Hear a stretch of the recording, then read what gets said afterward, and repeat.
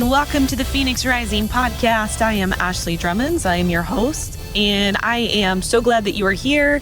We have so much to cover on this episode with all the questions that I've gotten on Instagram, questions from people in the gym, emails you guys have sent regarding nutrition, macros, calorie counting, hydration, and recovery. So I apologize that it's a little delayed in responding to this because I know a couple of you guys that sent in the questions had sent them in a while ago, and I didn't forget. I have been keeping a running note in my phone of the questions so that when it came time to do this podcast episode, I would be able to respond to them. And I'm sure other people who have listened to this also have similar questions as well. So I appreciate it. Real quick, if you have not gone to ashleydrummonds.com, the link is in the description. The main thing for that is if you are looking for specific help regarding your workout programming, strength training, nutrition, dialing in just everything with your mindset so that you can look and feel your absolute best, that is what I do. That is what this podcast is about. That's what I am super passionate about. And really what I'm a nerd about. Like, I spend 90% of my time just self-educating and learning as new things come out with, meditation and thoughts and law of attraction, but then also like practicing new nutrition and hydration techniques, and then also strength training and all that fun stuff. So if you're looking to work with me with losing weight, building lean muscle, just really stepping up in all areas of your life, head on over to ashleydrummonds.com. There's a couple sections on there where you can just send me an email, or you can fill out a form to tell me all about yourself and what your goals are, and we'll hop on a call and talk about it. So today's podcast episode, we are going to dive into how you can find your specific daily calorie, macronutrient needs, hydration needs, and just showing you how to kind of use a little bit of science and math, but also your own body and intuition to get those numbers and help you hit your goals. Before we dive into that, I do want to answer some questions that I got, and most of them are related to this, so it'll all just tie together real nice.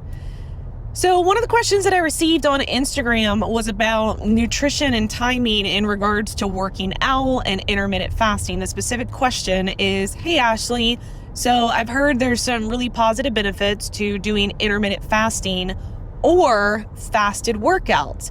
What are your thoughts on this? Is it good? Is it bad? Is this something that I should try to boost my fat loss efforts?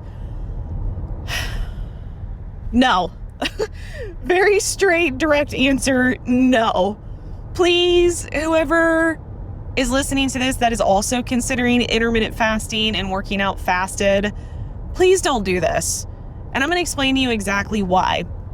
Number one, intermittent fasting was created, I don't know if most people even know this, but it's IF. Intermittent fasting was created for people who were extremely morbidly obese, overweight, who were about to undergo surgery, or they were about to do the gastric bypass surgery. And it was created to get them to drop massive amounts of weights very quickly in order to undergo surgery. That's it. It was never created for your healthy, average human. And healthy, by the way, even if you got 50 pounds to lose, you would still not qualify for this. But it wasn't created for long-term maintenance. So that's number one. Number two, no, please do not work out fasted. Man, the things I know now about nutrition in our bodies that I wish I would have known in my 20s, it would be, please stop doing fasted cardio and fasted workouts, because I know your mindset is that you think, oh, if my goal is to lose weight, and in order to lose weight, I have to be in a calorie deficit, then I'm burning calories in my workout. I will start with a calorie deficit, burn more calories in my workout, and then I'll end up losing weight even faster and hitting my goals. That's what you think happens. That's actually not what happens when you do fasted workouts. So what does happen when you do fasted workouts is you put your body in a catabolic state. So that's the first part. Catabolic state is where your body has no choice but to break down the lean muscle that you work out so hard to build in order to provide the energy and the nutrients that it needs to get through the workout. Your muscles are full of super rich amino acids, protein, carbohydrates, stored glycogen, which is carbohydrates, basically sugar. So while you think if you're doing it fasted, like, oh, my body's going to go straight to fat and use fat in order to give me energy, that's not what happens. It goes to your muscles, you become catabolic, your body begins to break down your lean muscle tissue because it's so rich in nutrients in order to get you through the workout. The second thing that happens is because you are not giving food as an energy source to get through the workout, your body will spike your cortisol levels. So cortisol is your stress hormone. It will spike cortisol levels in order to give you energy because cortisol is an energy source. But the problem with this is when your body has to spike cortisol levels, it ends up holding more fat because it feels like it's going into a semi-starvation mode. So you'll start to store more fat around your belly because that's what happens when we have high cortisol levels.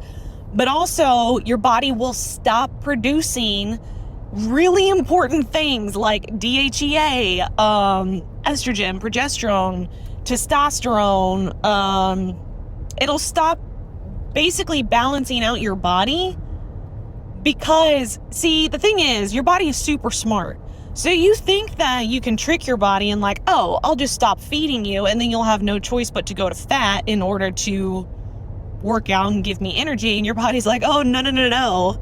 You've got this muscle over here that is full of nutrition. So what we'll do instead is we'll stop producing all these hormones and other minerals and healthy things that you need, and we'll produce cortisol instead. And we're also going to go to that super nutrient dense muscle to get what we need if you're going to refuse to do that. So your bodies are self-healing mechanisms. They're very intuitive. When you're hungry, it lets you know. When you're full, it tells you you're full. When you're tired, it tells you to sleep. When something's wrong, it tells you all the time. So please don't do fasted workouts, and please stop doing intermittent fasting because it's not healthy. Anytime you starve your body, which is what's happening, you end up going catabolic and you raise your cortisol levels. What we want to do is lower and moderate your cortisol levels so that you aren't storing extra belly fat when you're in semi-starvation mode. And we want to give your body fuel to use for the workout so that you can maintain lean muscle and burn more fat without having all kinds of other problems. So how do you do that? Which is the next question. If not intermittent fasting and fasted workouts, what should you eat? Typically, within 30 minutes before you go into a workout, you're going to want to eat a little bit of protein, a little bit of carbs, and a little bit of fat. So there's a couple ways around this. If you're somebody that you just ate a meal, so say you ate breakfast at 7 a.m., you know you're going to work out by like 9:30. Depending on how big your breakfast was, and if it was balanced with nutrition of carbs, fats, and protein, you're probably fine that you don't need to eat again until after your workout. However, if it's been more than 3 hours since your last meal, within 30 minutes, you need to give your body a little bit of protein to help with muscle synthesis, a little bit of carbohydrates so that it has an energy source to fuel itself, and a little bit of fat. So a couple things that I suggest to my clients, like for me, I usually am walking in the gym, eating a banana, either drinking half of my post-workout protein shake, which has about 30 grams or so of protein. I'll drink some of that as well. So there's my carbs from the banana, protein from the protein shake. For fat, I'll do like 1 or 2 teaspoons of peanut butter, or I just put heavy cream in my coffee, and that's my pre-workout little meal. You can do that, but it's important you do that. And what you're going to notice is when you give your body fuel prior to doing your workout, you're going to see yourself feeling so much stronger and having such better endurance through your workout. The second part of that is post-workout recovery nutrition, which is another question that I got of, hey, I hear a lot about how like it's important to eat within 20 minutes of finishing a workout. Is this really that important, or is it fine if I just like wait an hour or two? This is super important. Going back to the first part of this, When you work out, your body burns through stored glycogen. So stored glycogen is produced through the liver, kidneys, and it's basically your stored carbohydrate source from all the food that you eat throughout the day. When it's all depleted, it's also another reason why sometimes you get kind of shaky at the end of the workout, because your blood sugar and all that is just like through the roof because your body had to flood it with insulin and glycogen. When you get finished with a workout, you need to replace the stored glycogen that just got used up. Again, the reason for this is because working out is a stress. It's a stress on the body. The body doesn't know the difference between good stress and bad stress. Carbohydrates help regulate the cortisol levels. So when you finish working out and your body's been under this high stress state through a workout and it's now depleted of carbohydrates, you need to replace the carbohydrates and the protein so that you can bring your cortisol levels back down, your body doesn't go catabolic, and you help with the recovery process of your muscles. So with this, you aim for about, typically if you can just get like 20 to 30 grams of protein within 20 minutes, that little window, I usually do it while I'm cooling down or stretching or whatever, that's gonna help you so much with recovery, burning fat, not storing extra body fat, but also like bringing your cortisol levels back down. And then you have about 45 minutes to an hour to get in those extra carbohydrates. So hopefully that makes sense and gives you a little bit more guidelines on what to eat pre and post workout. But please, to just wrap up this question, no, do not do fasted workouts. No, do not do intermittent fasting. You don't need to do this. Nutrition is not that complicated. Like, it really isn't. Protein, fats, and carbs. Eat good, quality, nutrient-dense food, and your body will reflect the food that you're eating. So, the other question that I got was in regards to hydration. Hey, I know that the typical recommendation is for everybody to aim to get around like a gallon or so of water a day, but I feel like I'm totally fine getting half that water. Does it really matter, or should I get a gallon of water? What's the difference? Okay, so hydration is a super personally based thing. It's hard because it's going to depend on like how much are you sweating, how active are you, how stressed are you. For women, where are you at in your menstrual cycle, because your hormone fluctuations are going to affect your hydration levels or your need to hydrate. There's a lot of things that go into this. So the best thing you can do is, one, when I work with clients, I tell them to aim for a gallon. If you're a little bit off, I'm not super worried about it. You're gonna know if you're a little bit off based on how you feel. So if you're getting like brain fog, headaches, you have low energy, all those things, more than likely you need to drink some more water. But a couple things to add to this. When you're drinking water, I'm pretty sure I've mentioned this several times in other podcasts, water needs something to bind to get directly to your cells. So if you're drinking a ton of water all day and you're like, Ashley, my pee is clear, I must be hydrated, your pee is not a good indicator of whether or not you're hydrated. Because if you are drinking plain water all day long that doesn't have any kind of mineral to bind to, so it's not osmosis, I can't remember the exact, osmolality, whatever. Basically, your blood sits at a certain density level. If you are drinking water and your water sits at a lower density level, what'll happen is all that water that you're drinking, your body will flush it straight through your kidneys and intestines and have you just pee it out because it's at a lower level. So what you have to do is you have to bring up whatever, I can never say this word, osmolality. You have to bring up that level so that it matches or is greater density than the blood plasma volume by binding it with something like sodium and potassium, so that when you drink it, it gets straight to your cells and your bloodstreams instead of going straight to your gut. That's the problem most people have, is they're not putting anything in the water.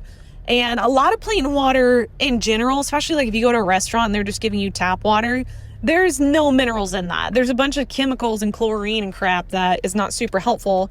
So you have to have something to bind with it. The easiest simple thing, if you don't have like electrolytes or anything, is if you just take a dash.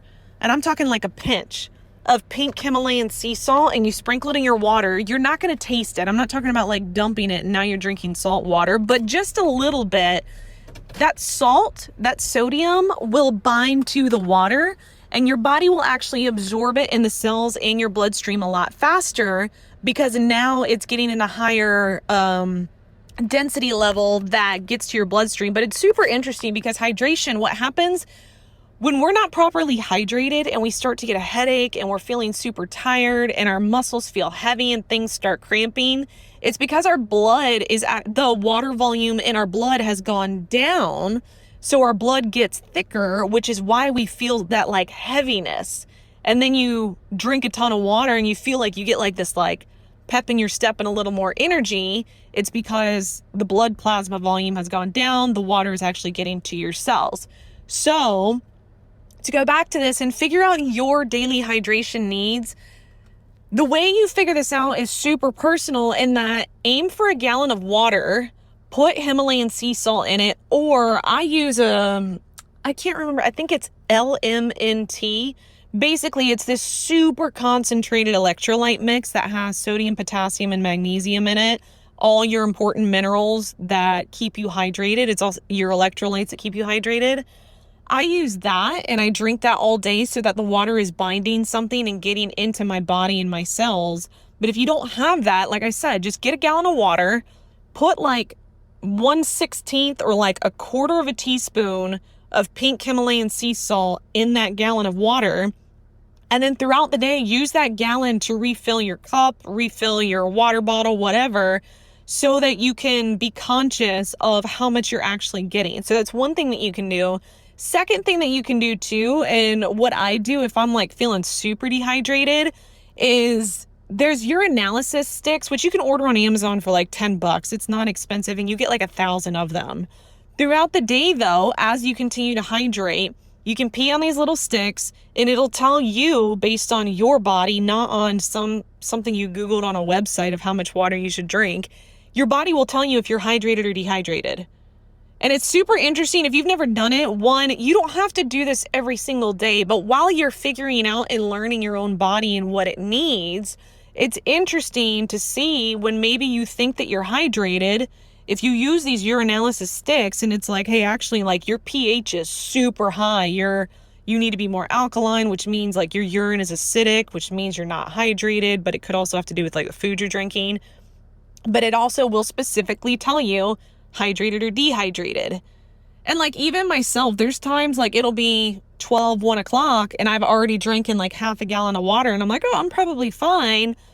But then I can actually feel the difference as I continue to drink more. I'm like, oh, actually, no, like now I know what my body needs. So aim for a gallon with hydration, put some pink Himalayan sea salt in there so that it binds to something and gets directly to your bloodstream and cells so that you are actually getting hydrated and you're not just peeing it all out. And then, or you can use electrolytes too if you have electrolytes.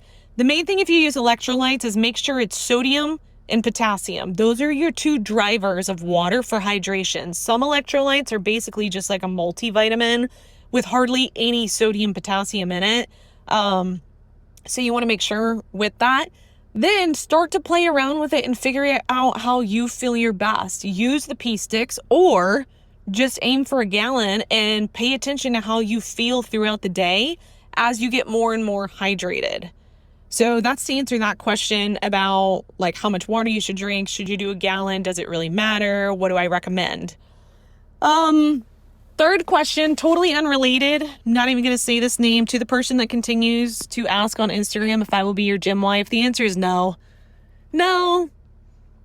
And I don't really feel like explaining myself, so please stop asking. Moving on. Another question that I got is, hey, Ashley, I'm just curious. Do you eat like crazy, super clean? Or do you kind of like eat whatever you want, but you follow certain macronutrients? Like I see all this stuff about if it fits your macros, but then I see other stuff about it's super important for the quality of your food. So I'm just wondering, are you like a super clean eater? Do you just follow macros and eat whatever you want? Or is there something totally different that I should be doing? I don't really like the term clean eating. What I do I eat super clean? I mean, I feel like I eat normal food. I'm not eating like asparagus and plain white fish and tilapia and flank steak and all that like disgusting food that you don't even want to eat. So if that's what you're thinking, no. What I do eat is I eat very intentionally. So most of the food that I eat is based off of what I feel like my body needs. But I mean, honestly, like just a little mindset thing. Everything you do in life should be done intentionally. Why are you eating that food?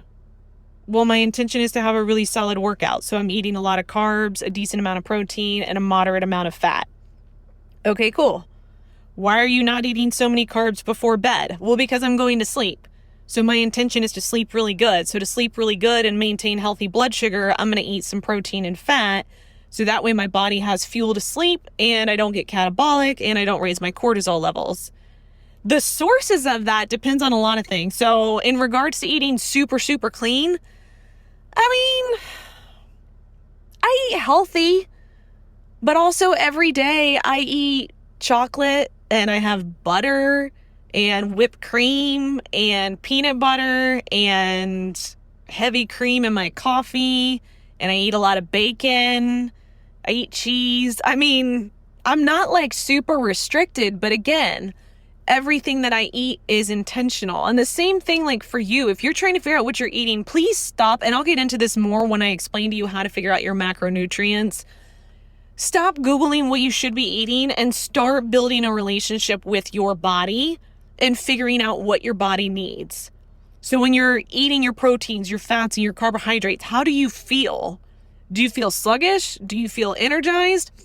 How does your body feel when you're consistently eating fruits and vegetables and complex carbohydrates as opposed to when you're eating processed foods and junk foods and just sitting around doing nothing? Like, and I try and teach this to my clients all the time. Like, this is about you building a relationship with your body, with yourself, and with your life. I am here as a guide to give you certain things within range to follow that will help you figure that out. But ultimately, you have to spend the time to listen to your body, listen to your intuition, and getting to know yourself. Like, nobody else can tell you the perfect amount of macros for you. I can give you the range, and when you work with me, there's a baseline that we start with. And the baseline is based off of like a lot of different science and formulas, and like we go to your goal weight, your age, your height, your activity level, your daily calorie expenditure, which is also kind of just like a calculation that's averaged out. Then we figure out like your hormone levels or your blood work. Remember, we do blood work to make sure like, all right, if your triglycerides are low, it means your body's having to tap into some super healthy fatty acids that you want to be high, which means you're not getting enough food. So it has no choice to go to this. So like, it's a very complex process, and a macronutrient calculator and a Google article is not going to tell you what your body needs. Your body is going to tell you exactly what you need, and that's what I want to help you do. So what you start with, say you're standing at the pantry or the fridge and you're like, all right, it's lunch, I need to eat something. Ask yourself, what am I craving? If you're craving cheeseburgers, you're probably craving like some protein and some fat, which means that your body might be a little deficient or low in some quality protein and fat, and even sodium. Foods like that are very high in sodium, which goes back to hydration and electrolytes. Maybe you're like, God, I'm just craving like potato chips. Okay, well, more than likely you're low in carbohydrates, and your body really is just trying to tell you like, hey, I need more carbohydrates if you want me to keep functioning properly. Like, listen to your body. It is always talking to you and telling you what you need. So when I eat, to go back to this question, I generally eat healthy, and I eat intentionally. Am I doing anything that I need to like eat specifically? All right, let me give my body what it needs in order to do that. Is this all the time?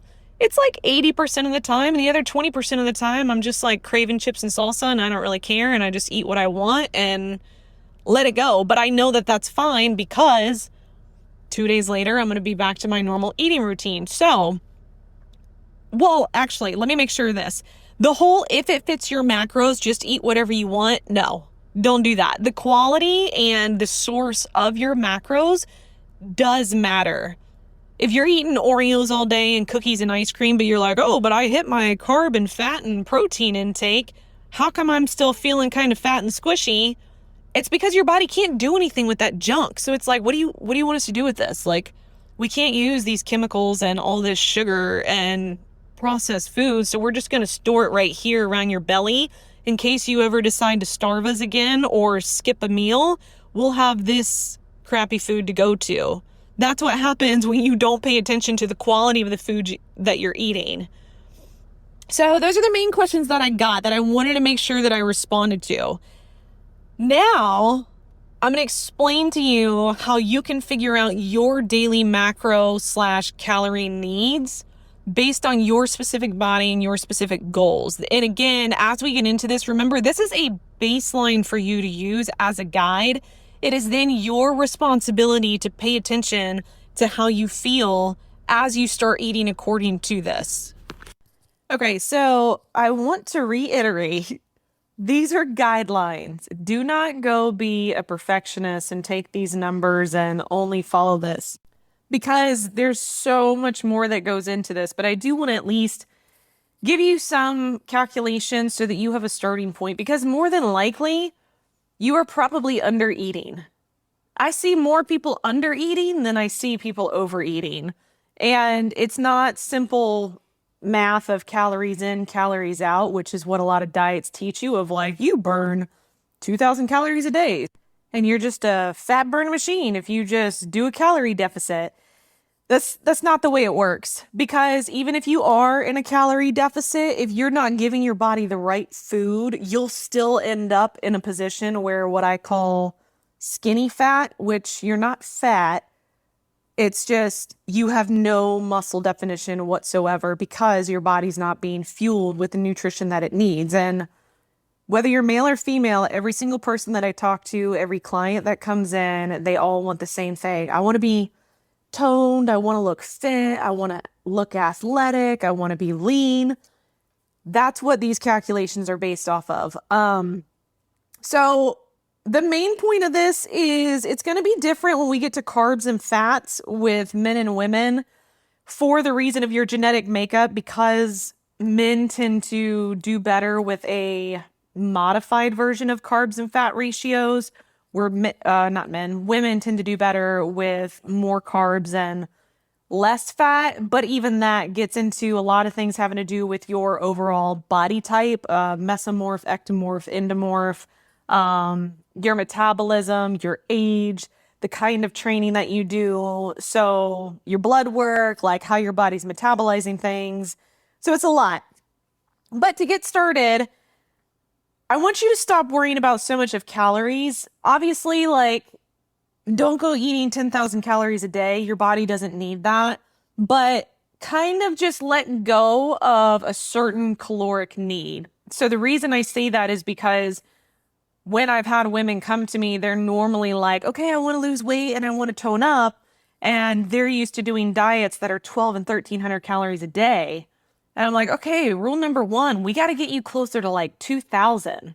And it's this mental block of, oh my God, if I eat another 700 calories a day, I'm going to get fat. And I'm like, look, you got to just trust me. And it's the same thing with men. Like, well, I read somewhere the average caloric intake for men is 24 to 2,800 a day and women is 16 to 1,800. And I'm like, I don't care what your daily caloric Google thing said. What I want to see is, what are you eating? How much protein are you getting? What is your carb intake like? And what's your fat intake like? And then let's compare that to your workouts, what your body makeup is, and all those things. So, number one, your protein. Figuring out how much protein you need a day. I'm going to assume nobody in here is an extreme athlete doing 2 to 5 hours of training per day. If so, you probably have your own dietitian or nutritionist.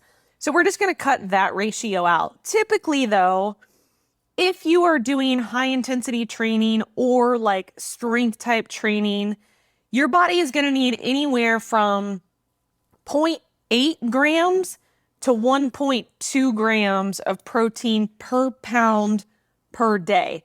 Now, you are doing this based off of your goal weight. So let's say you weigh 185 pounds and you're a man, and your goal is to put on lean muscle mass and you want to weigh 200 pounds.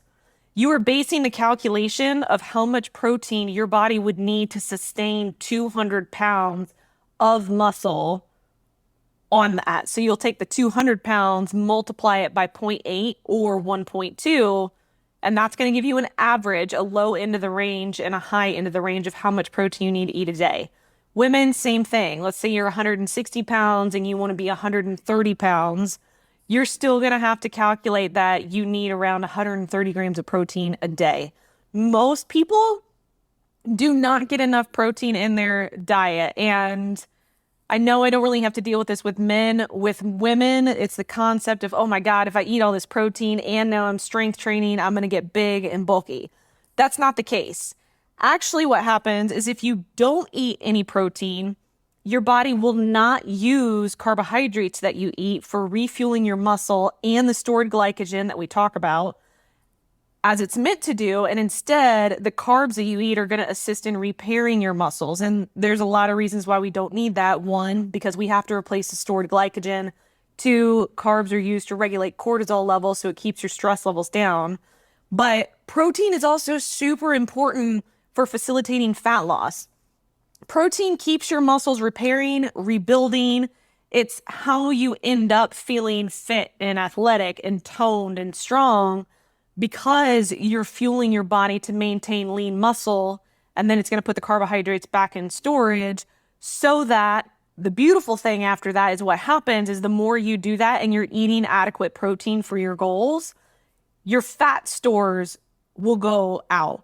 Your body will stop holding on to excess body fat as a backup plan for fuel when you give it enough protein to sustain lean muscle mass. So you're not going to get bulky. You're not going to get fat. None of that's going to happen. If anything, you might end up finding that the more protein you're eating, and again, stay within your range. Don't go consuming a ridiculous amount. It doesn't work with protein, by the way, that if you're like, oh, more is better, that's not really how it works. If you're like, okay, so if my range is 130 grams, I'll eat 160. No, I am telling you what your body needs to maintain a certain weight and a certain level of lean muscle mass. Just follow that. But the more you do this, you may find your appetite increases because your body is now starting to metabolize fat, because the carbohydrates are able to go back into your liver and be used later in your workouts for stored glycogen. So again, the range for that, 0.8 grams to 1.2 grams. The reason there's a range, one, because you're not trying to be perfect and hit that number exactly. If you do, great. You don't win anything. If you don't, it's fine. But because if you're somebody that's focused on building, you're going to aim for that higher end of the range, but you don't need to go over that. Whereas if you're just looking to maintain, you can stay within the lower end of the range. So that's what that's for. So getting to carbohydrates, how many carbohydrates do you need in a day? This is where it gets a little bit complex, because it's going to depend on your activity level. So number one, if I'm programming your workouts, your activity level is going to fall into the higher range of this equation, because it's strength training and high intensity and metabolic conditioning. If you are only working out maybe 2 days a week, you're going to fall into the light days, because your body's not really going to need as much glycogen and carbohydrate to fuel energy for those kinds of workouts. If you are a man, you are probably going to aim for the lower range of carbohydrates with a little bit of a higher fat intake, because your body is already set up for building lean muscle, holding lean muscle, and burning fat, because you have higher levels of testosterone.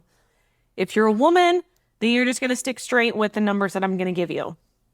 So for carbohydrates, if you're doing high intensity training and strength training, you're going to aim for a range of 1.6 to 1.8 grams of carbs per pound per day. I guarantee you almost every person is probably eating way off their range. And the reason being is because women are probably following way too low carb because they think that's the answer, and men might be way over their carbohydrates. But to give you an idea, typically if you're a female and you weigh 130 pounds, or if your goal is to weigh 130 pounds, minimum amount of carbs you would need based on like an hour of strength training and HIIT workouts or conditioning workouts, minimum amount you need a day is 208 grams. The higher end of that is 235, 240. Most women that I see are in like the 90 range. Like they're not even in the triple digits. And I'm like, oh my God, no wonder you're stressed out all the time and you're storing excess body fat and you have crazy mood swings and PMS stuff going on because your body is starving. Eat the higher end of the range and your cortisol will go down. You'll start to burn more fat and you'll feel a lot better. Same thing for men. So it's the same. These ratios are similar. But that's basically what you're going to aim for. If you're not really training, so if you're just kind of like, I don't know, if you're just kind of doing some light walking, maybe just like some calisthenics, but nothing super intense, you can aim for more like 1.13 to 1.4 grams of carb per day. Again, listen to your body.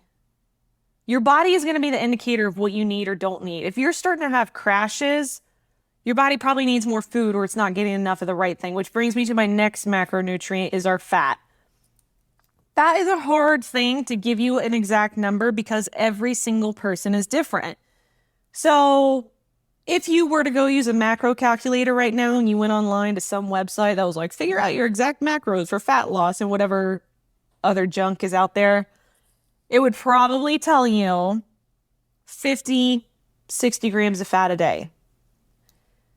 If you are athletic, and I'm not saying you're playing a competitive sport or you're a professional athlete or anything like that. If you're athletic and you are working out 4 to 5 days a week, your body needs way more fat than that for a lot of different reasons. For joints, for muscles, for heart health, brain health, a lot of different things. So the macro calculator might say that, and you're eating according to that, and you feel like crap. Your body's telling you that the macro calculator is an algorithm and isn't actually calculated for you. And this is why I go back to nutrition being so specific. Most people can aim for 80 to 90 grams of fat a day. It's so funny. I have one of my clients, she's going to know I'm talking about her again, who she will like, when we first started working together, I was like, I need you to eat more food. I need you to eat so much more food. She's like, really?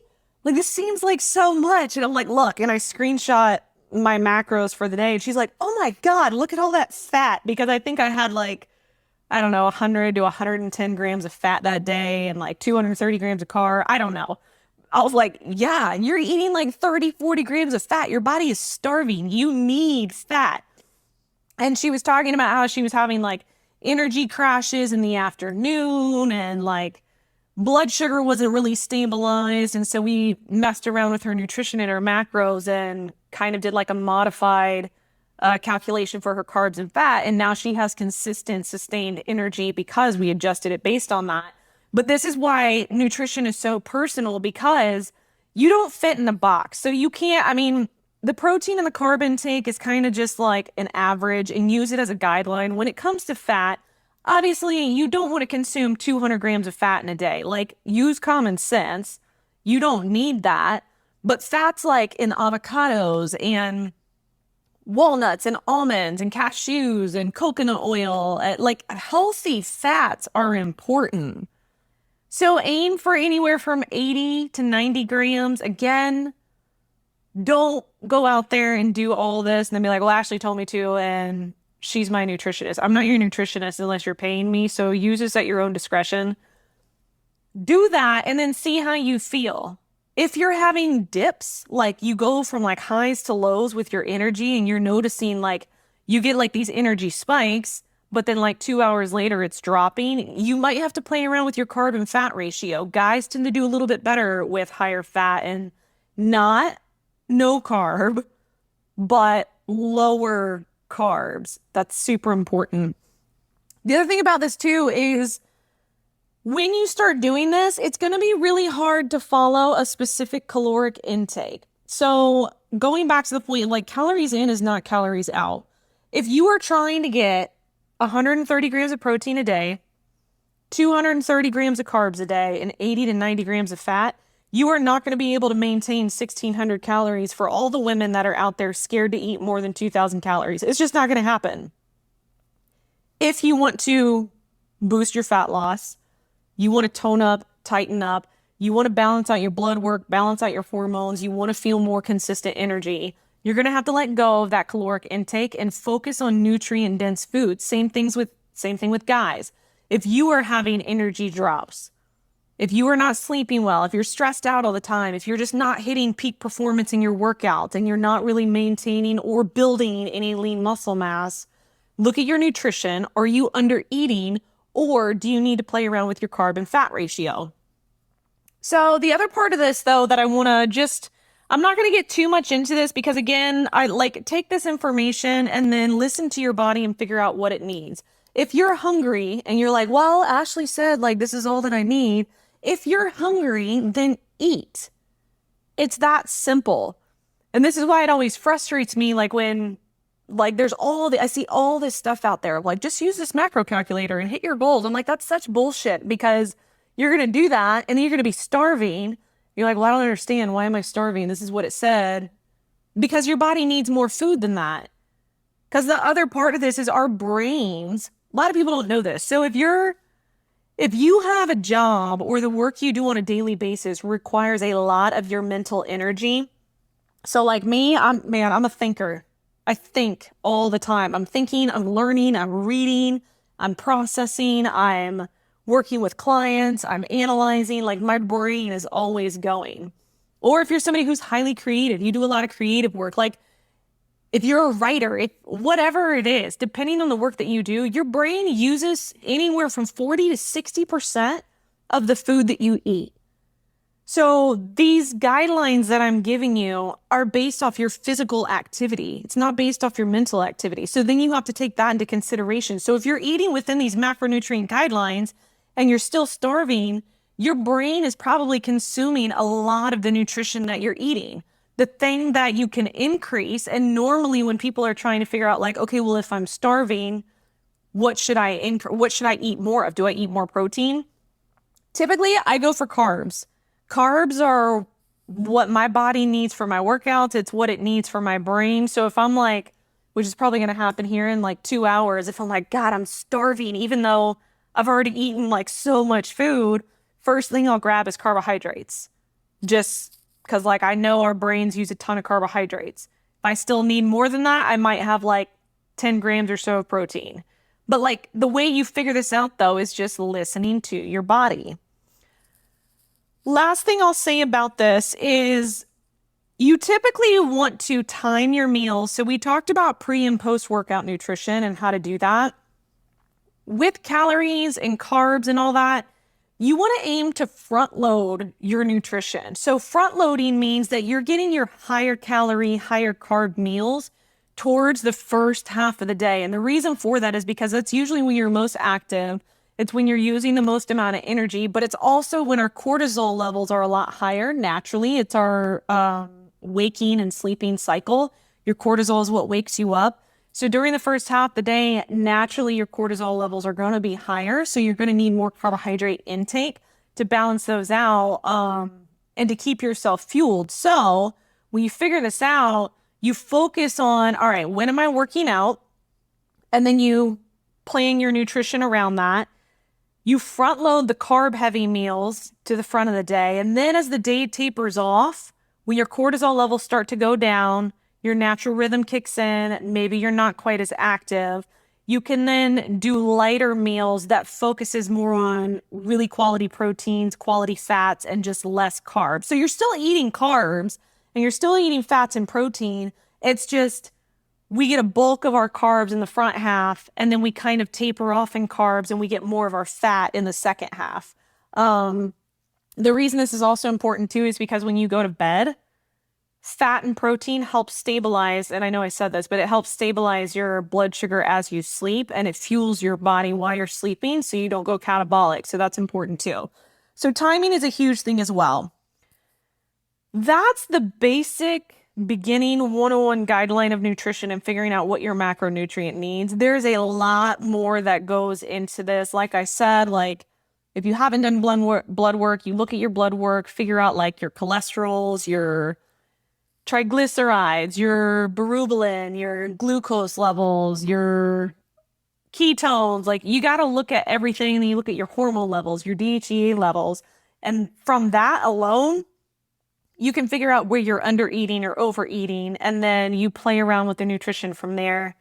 Also having to go to, like I said, your lifestyle, your activity levels, your metabolic makeup, how your body metabolizes food, and then just your overall build. Are you mesomorph, endomorph, ectomorph? Is it easy for you to put on muscle? Is it hard for you to put on muscle? That's going to factor into a lot of it as well. And then, of course, your training, your workouts go into this too. If you want help with all that and like dialing it in specific to you, that's where you can work with me. I can't give you specifics around that for all the reasons that I just stated, because there's so much that goes into it. But as I said at the beginning of this podcast, if you go to ashleydrummons.com, you'll see the places where you can fill out a form, ask me questions, and we can go over your goals. But hopefully you now have a general understanding. Hopefully you take the time to figure out what your body needs in your own macronutrients. For everybody who is scared to eat more, thinking it's going to turn to fat, it's not going to turn to fat if you are eating within the range that your body needs and you are being active. The only time it turns to fat is when you start eating sugar and processed crap and you're sitting around and binge watching Netflix all day, every day. That's not super helpful. But if you're eating like fruits and vegetables and healthy fats and complex carbohydrates and lean protein sources, your body is going to use all that, and it is going to thank you for using or for giving it all of that by fueling you with plenty of energy, mental clarity, more balanced moods, and all that good stuff. So I hope this helps. I hope this helps give you a guideline. The IIFYM, if it fits your macros, don't do that unless you're doing it with quality food. It doesn't mean you get to eat whatever you want. Hydration, like I said at the beginning, aim for a gallon and then listen to your body and figure out what it needs.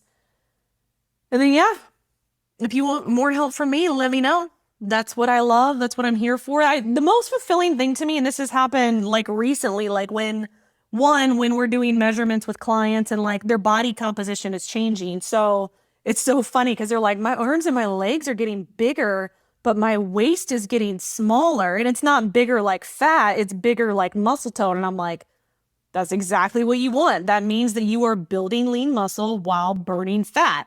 It's exactly what you want. But then like even more validating, what I love further from that is like one of my clients who used to get like extreme just PMS and mood swings and all that. And we played around with her carbohydrate intake and increased her food and changed her training so that like she's got more testosterone balance, which is like an energy source, obviously.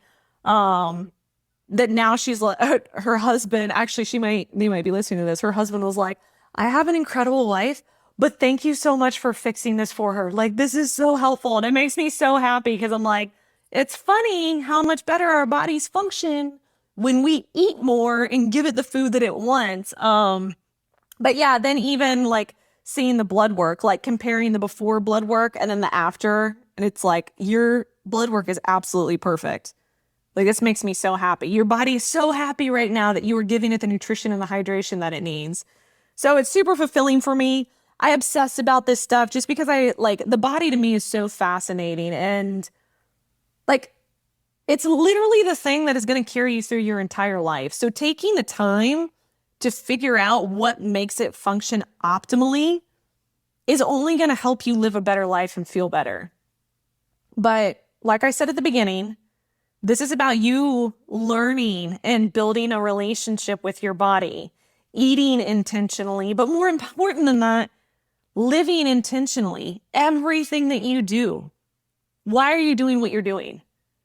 And if you don't even know, start there. Start being more present. Start paying attention to your own life and live with intention. Why are you going to that place? Why are you talking to that person? Why are you eating that food? Otherwise, you're just a drifter. You're wandering around aimlessly. You're eating whatever shows up. You're just following something you saw on Google. Don't do that. Be better than that. You're a better person than that. And I'm hoping that these guidelines give you some direction, and hopefully this podcast inspires you to do that. Get clear on your goals, whether that's your nutrition goals or your life goals. Ask yourself, What do I need in order to hit that? If it's your nutrition, I just gave you almost an hour of guidelines of how to do that. If it's something else, what action do you need to take in order to hit those goals? And then work backwards and make a plan. When you make a plan, you act intentionally every single day because you now have direction and you know where you're headed. And that's what I always ask my clients. Like after 3 or 4 months go by, I'm like, all right, this was our initial goal. What's our goal now? What are we working on? I don't want this just to become a routine thing. We're like, okie dokie, like I'm eating, I'm working out, but I'm not actually growing. What do you want to grow in now? Do you want to get stronger? Do you want to get leaner? Do you want to get faster? Like, what's your goal in everything? And then when you have that, use the tools with this to measure it and then work towards it. There's so many people, I'm going off on a tangent now, but it's because somebody had asked me recently, I was in the gym and somebody made a comment about my posture. They're like, oh my God, you have such good posture. It's inspiring me to work on my posture. And I was like walking very intently to my next exercise. And they had commented, they're like, man, you don't mess around when you come in here. Like you just know where you're going and what you're doing. And I was like, that's actually a pet peeve of mine. They're like, oh, what? Like, not messing around. And I was like, no, it drives me nuts. Like a pet peeve of mine is people who just like, there's nothing wrong with walking, kind of meandering, like when you're just casually meandering, like it's a day off, you're just wandering around, no big deal. But when people live every single day of their life that way, it's a pet peeve of mine because it indicates you don't have anywhere you need to go or where you need to be. Like, think about that. Like, pay attention. Next time you go to the gym, who looks like they're there to get shit done?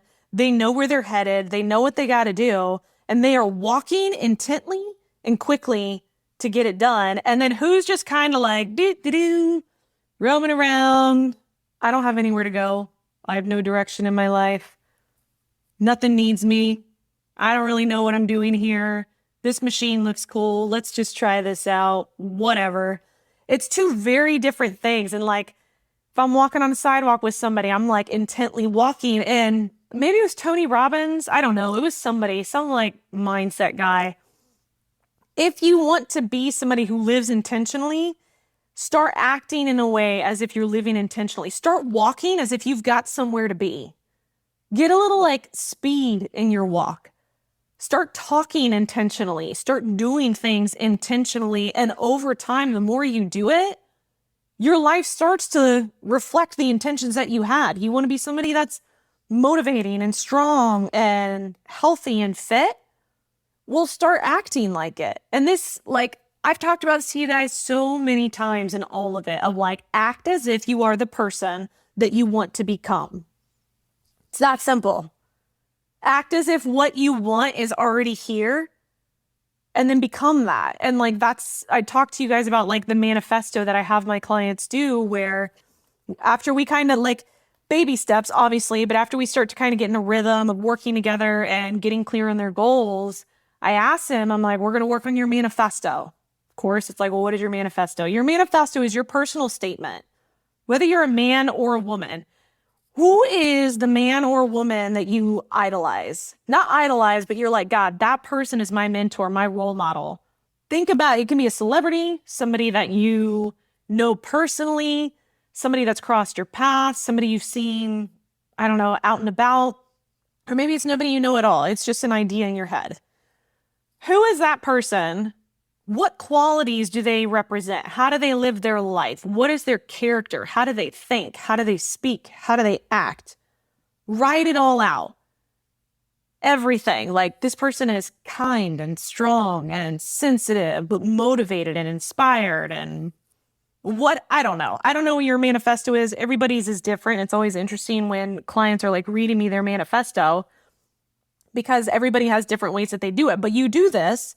Who is the man I want to become, or who is the woman that I want to become? You write out who this person is, and then you look at it, you read through it every single day, stick it in your car, stick it on your phone, stick it everywhere. And every time you need to make a decision, or you need to do something, or you need to act in a certain way, pull that back up in your mind, or look at it and ask yourself, how would you respond if you were this person? And the more you practice it over time, eventually that's the person that you become. But we all end up doing things out of reactions and just habit and knee-jerk reactions that we never actually stop to ask ourselves, are the actions that I'm taking, the person that I am being right now in this moment, in alignment with who I want to become? And if not, the way you change paths, you hop on a different train track, is you stay present, and in each present moment you choose differently, and over time the constant choices over and over turn into an entirely new person. So do this nutrition stuff. I realize this is all nutrition conversation and hydration, but like fitness and nutrition is so much more about that. It's less about like losing weight and the aesthetics of how you're going to look. It's the kind of person you become when you start to have self-respect, self-motivation, when you're focused, you're goal-oriented. It doesn't just affect how you look. Obviously, you're going to look great. Obviously, your health is going to come back great. But every single client, it always starts that way. And then time goes by and now they're more confident in a social life. Now they're more confident in their career. Now they're going for things they never thought they could do before because they have the confidence and the experience through their fitness of what they're capable of. So if you've never done that and you heard it on the other podcast and you never did your personal manifesto, I highly recommend it because it gives you kind of a visual of the direction that you're headed and the kind of person that you want to become. And every time you're like, who do I want to be? It doesn't matter what's going on in your life. It doesn't matter if you used to be super fit and then you got fat and now you're just telling me all about how you used to be. I don't care who you used to be. All we have right now is a present moment. Who do you want to become? What do you want to become? What do you want your life to look like? What do you want your body to look like? All we have is from right now, this moment, to move forward. And then we can come up with a plan and take action and make choices to live and do things intentionally that are in alignment with that. That's how you get anything accomplished with any area of your life. So use this podcast as a motivation. Hopefully use the nutrition guidelines that I gave you to give you just like a framework of where you can start to hit your goals in regards to your fitness and nutrition. And then if you want to work with me directly, you know how to do it. I appreciate you being here with me. I appreciate you listening to this podcast and giving me the time to come into your day to talk to you. If you haven't already, please subscribe. I come out with new stuff all the time and I love sharing it with you. But yeah, go to your manifesto. Go do your manifesto, figure out your nutrition, and then choose to live your life intentionally so that you can become everything that you want to become. And until next time, I'll see you in the next episode.